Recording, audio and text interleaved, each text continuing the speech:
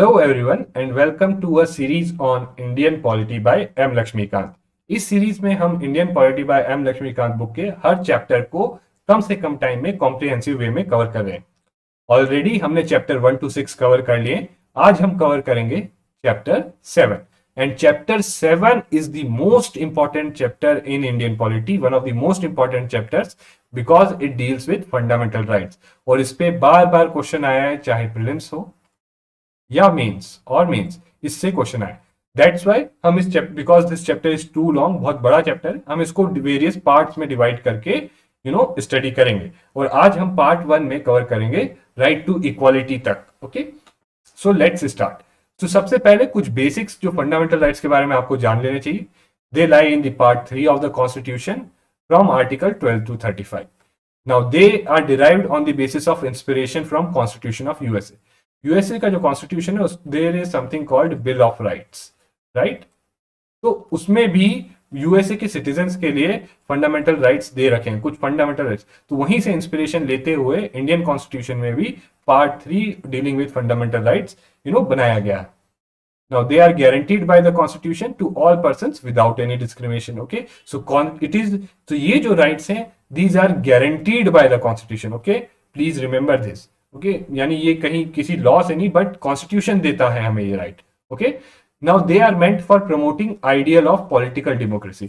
Now they try to establish political democracy. Okay, political democracy means that politically every person is equal. Okay, there is political equality, that means every person enjoys same rights. Okay, so again, so they help in establishing a political democracy. Next and very important thing about these rights is they are seen as, देखिए ये आपके लिए right है but on the other hand they are limitation on tyranny of executive and arbitrary laws of legislation। मतलब अगर जो executive that is या तो गवर्नमेंट ऑफ इंडिया या किसी स्टेट की गवर्नमेंट या कोई लोकल गवर्नमेंट, अगर वो उसके पास कई पावर्स होती हैं, कॉन्स्टिट्यूशन ने ही उनको डिफाइन किया और कॉन्स्टिट्यूशन में उनके पास कई पावर्स होती है, अगर वो ये पावर मिसयूज करें और आपका फंडामेंटल राइट्स वायलेट करें, so then you can go to supreme court and challenge that. Okay, so that in that way they are limitation on the tyranny of executive। और सिमिलरली अगर parliament कोई parliament के ऊपर भी limitation है कि parliament कोई ऐसा लॉ पास नहीं कर सकता which goes against the fundamental rights, right. Parliament can not pass a law, please remember this.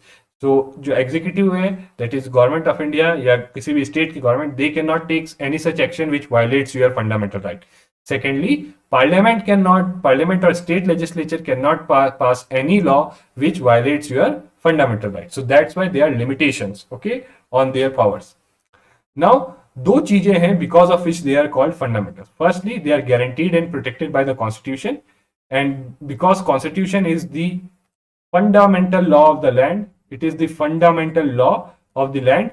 That's why they are called fundamental rights. And दूसरा reason why they are called fundamental rights is because they are most essential for all round development, that is material, intellectual, moral and spiritual of all individuals, right। spiritual कैसे, because there is right to freedom of religion। okay, intellectual कैसे, because there is right there is right to freedom of speech and expression। okay, material कैसे, there is right to freedom of life and liberty। okay, so all these things are essential for the development of individual, that's why they are called fundamental rights।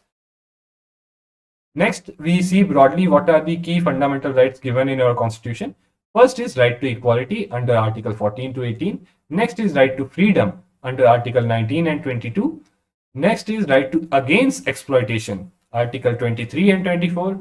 Right to freedom of religion, article 25 and 28. Cultural and educational rights for minorities under article 29 and 30. Then there is right to property under, it was originally right to property was a fundamental right under article 31, but 44th constitutional amendment act के बाद they are not a fundamental right। अब ये fundamental right नहीं है, but now अब ये legal right ही रहे हैं under article 300A। okay, and next lastly but one of the most important rights is right to constitutional remedy। now basically इस right का मतलब ये है कि अगर इन 5 में से कोई भी right आपका violate होता है तो आप Supreme Court, under this right, using this right, you can go to Supreme Court. You can go to Supreme Court to get your right, enforced. ताकि आपके राइट को प्रोटेक्ट करने के लिए और उसको इन्फोर्स करने के लिए आप सुप्रीम कोर्ट जा सकते हो under article 32. Okay, but again हम ये सारे राइट्स को डिटेल में पढ़ेंगे, right. So let's for now let's see the what is the definition of the state. So as I already told you, see देखिए फंडामेंटल राइट्स क्या करते हैं, सिटीजन्स को इंपावर करते हैं, they empower citizens and they limit the power of. तो citizens की power बढ़ाते हैं और स्टेट जो है यानी जो स्टेट में दोनों आते हैं, गवर्नमेंट भी आ जाती है, पार्लियामेंट भी आ जाता है, एग्जीक्यूटिव लेजिस्लेचर दोनों आ जाते हैं. सो जो स्टेट है, तो फंडामेंटल राइट्स क्या करते हैं, let me explain it clearly.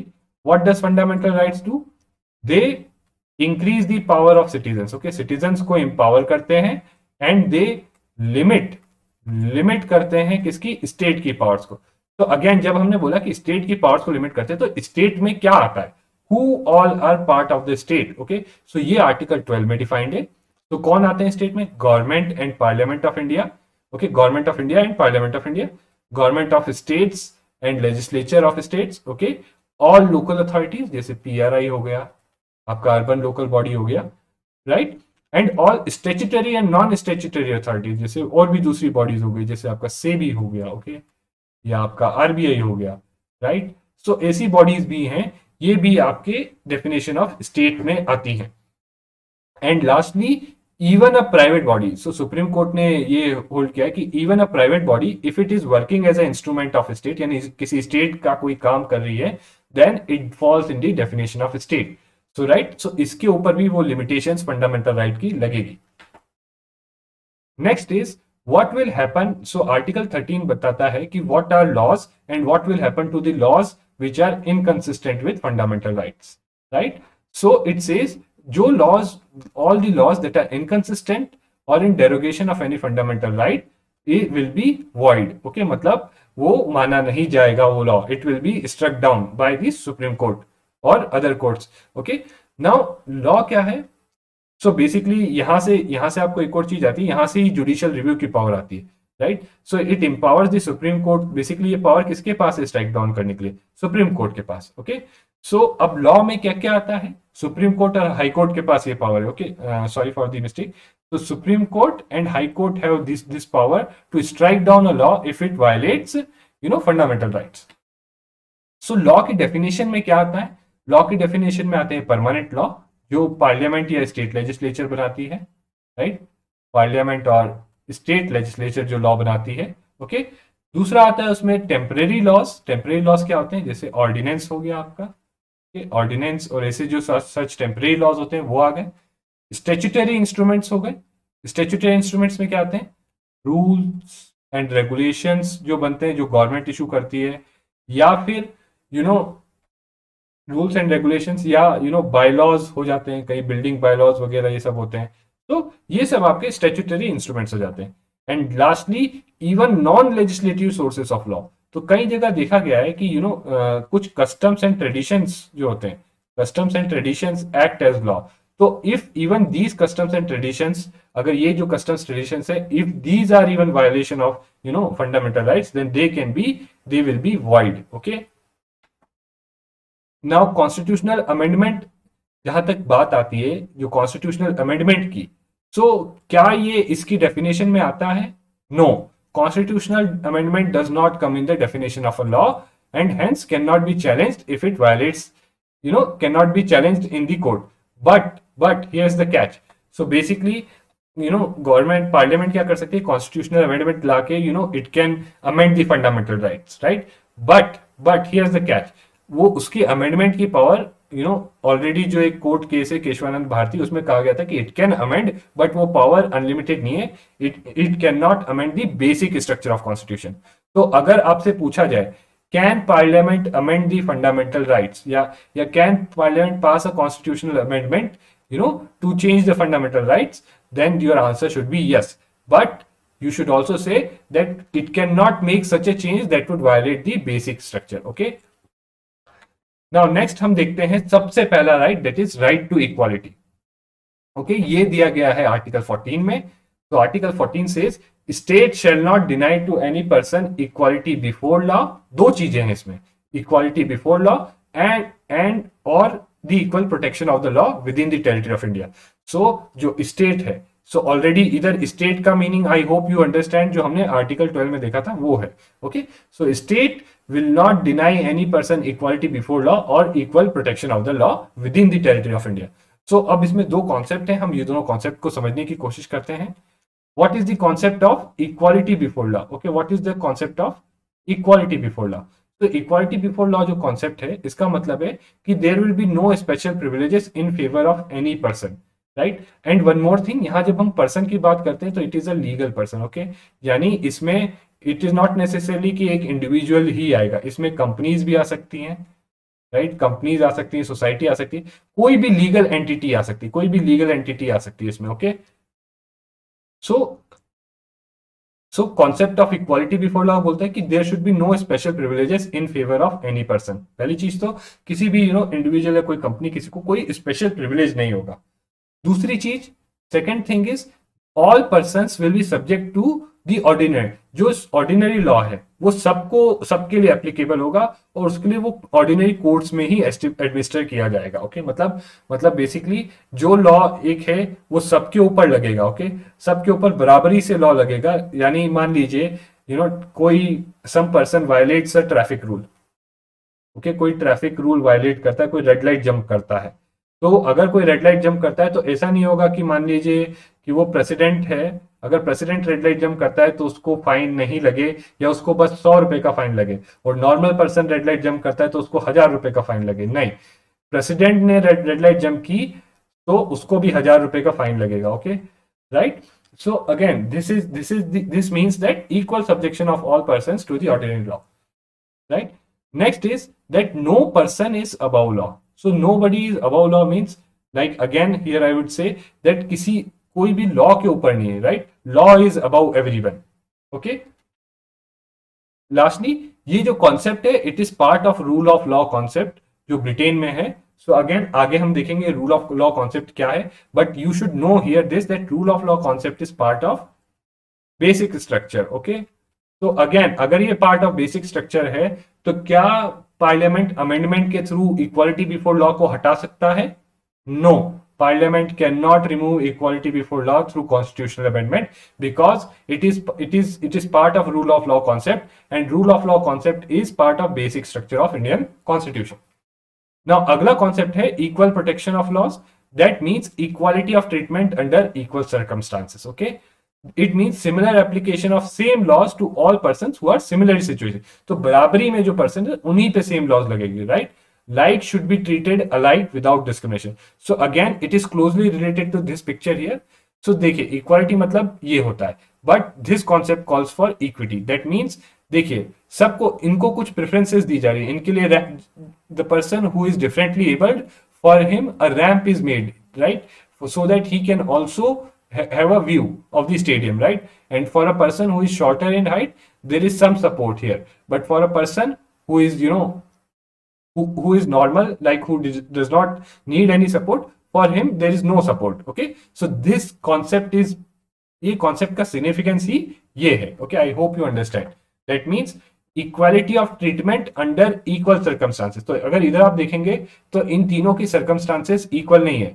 This person is differently abled, this person has short height, but this person has long height. तो इसीलिए इन लोगों के लिए फेवरेबल प्रोविजंस बनाए गए हैं। Okay, and similar application of same laws to person similarly situated. That's why again ये यहाँ पर सिमिलरली सिचुएटेड नहीं है। अगर सिमिलरली सिचुएटेड होते, अगर तीनों सेम हाइट के होते तो तीनों को, या तो तीनों को बॉक्सेस दिए जाते या तीनों को कुछ नहीं दिया जाता, but since they are not similarly situated, that's why इन लोगों के लिए there is special provision. Next we see rule of law. Again इसके जो हमने पहले ही पढ़ा था रूल ऑफ लॉ कॉन्सेप्ट, तो इसके तीन part, that there should be absence of arbitrary power. मतलब जो पावर दी गई है स्टेट को कॉन्स्टिट्यूशन में, राइट, जो ऑफिसर्स हैं स्टेट के, कोई भी हो, राइट, या पार्लियामेंट है, उनको पावर है। जैसे पार्लियामेंट को क्या पावर है? लॉ बनाने की। तो पार्लियामेंट वो लॉ बनाने की पावर का आर्बिट्ररी एक्सरसाइज नहीं कर सकता। Okay, similarly equality before law, that means that all person are equal before law, किसी में कोई भेदभाव नहीं होगा। दैट इज दी ऑलरेडी जो हमने पढ़ा। Third is the primacy of the rights of individual. That means constitution is a result of the rights of individual as adjudicated by the courts. right? That means that rights of individual are more supreme than the constitution. But India के case में ये नहीं है. India के case में हमारा constitution is supreme और constitution से हमें मिलते हैं फंडामेंटल राइट्स, ना कि हमारे फंडामेंटल राइट से कॉन्स्टिट्यूशन बनता है, राइट? सो इंडिया में ये वाला प्रोविजन नहीं है. ओके, इंडिया में कौन से? ये दो प्रोविजन है. And Supreme Court has held that rule of law containing these two provisions is a part of the basic feature of our constitution. Okay, कुछ exceptions भी हैं equality before law के, for president और governor of states for instance, इनके against for instance criminal proceedings नहीं की जा सकती till the time they are in the office. Okay, next and likewise इनको कुछ और preferences मिलती है जहां इनको they are exceptions हैं. Okay, similarly MPs or MLAs, so they are not subject to any court proceedings for anything they say in the legislature. Okay, so this is again a special preference given, an exception to rule of equality before law. Next, foreign rulers, ambassadors, diplomats enjoy immunity, right, from criminal and civil proceedings in a country, right?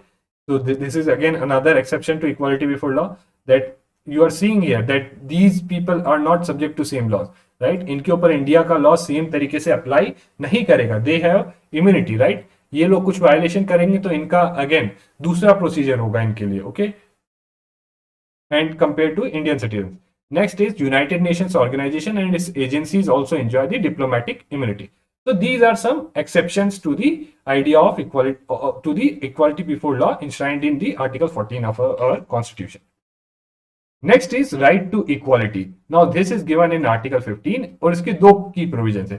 पहला provision कहता है कि state shall not discriminate against citizen on which grounds? On the grounds only of religion, race, caste, sex, place of birth.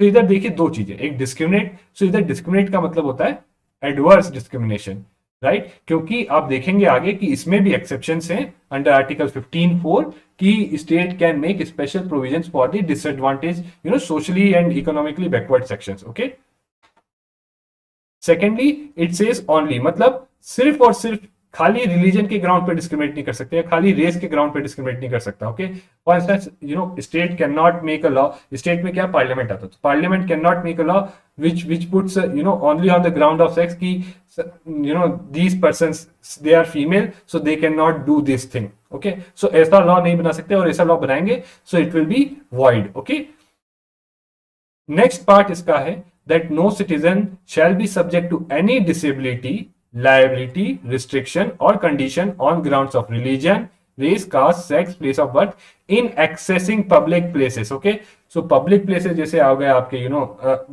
Wales हो गए, baths हो गए, या ऐसे दूसरे कोई भी पब्लिक प्लेसेस या गवर्नमेंट ऑफिसेस हो गए, वो एक्सेस करने में there should be no discrimination against citizen on these grounds, religion, race, caste, sex, place of birth, right?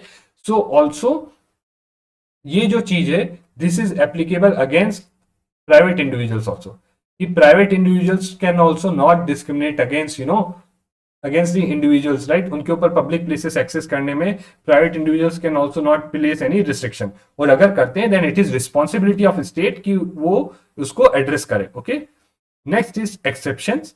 तो एक्सेप्शंस में क्या हो गया, there are special provisions for women and children. Okay, exception for instance, अब आप as I already said you कि sex के basis पे नहीं करेंगे, बट वुमेन के लिए स्पेशल प्रोविजंस बनाए जाते हैं. Okay, similarly socially and educationally backward classes के लिए special provisions है, that is we have reservations for them, right? Reservations for them in legislature, okay, and the reservation for them in educational institution. और भी दूसरे कई provisions है. Reservation तो एक ही हो गया, और भी दूसरे कई स्पेशल प्रोविजंस बनाए जाते हैं for socially and educationally backward classes, right? Similarly, scheduled caste, scheduled tribe and EWS, right?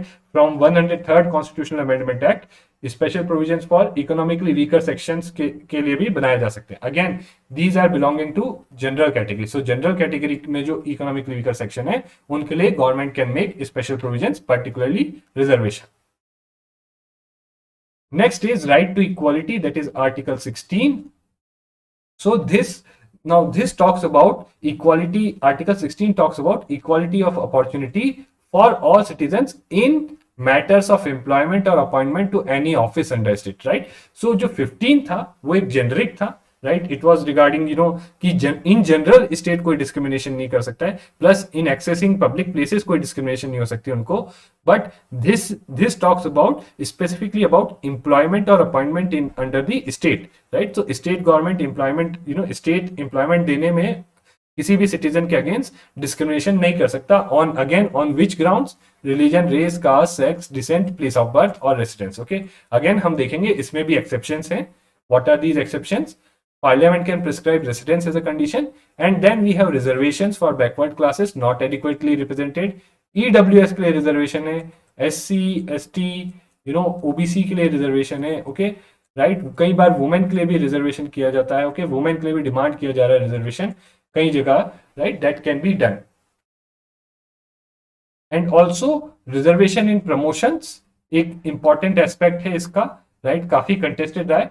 तो इस पे करंट स्टेटस ये है that it is allowed, reservation in promotion is allowed, but one condition has to be satisfied, that जिनके लिए, जिस community के लिए, जिस क्लास के लिए रिजर्वेशन किया जा रहा है, it should be highlighted that they are not adequately represented in the government, and this can be done under article 16(4)(a).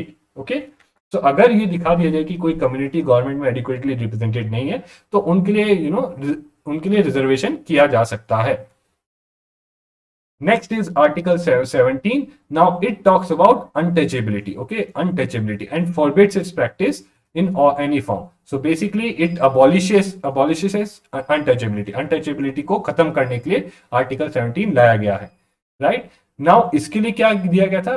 So Constitution only says कि there is a need to abolish untouchability, और इसको enact करने के लिए government brought out this law, Protection of Civil Rights Act 1955. Now it defines civil right as any right that is occurring to the person by reason of abolition of untouchability. यानी untouchability को abolish करने के बाद there are some rights that उन persons को मिलते हैं जिनको पहले untouchable बोला जाता था।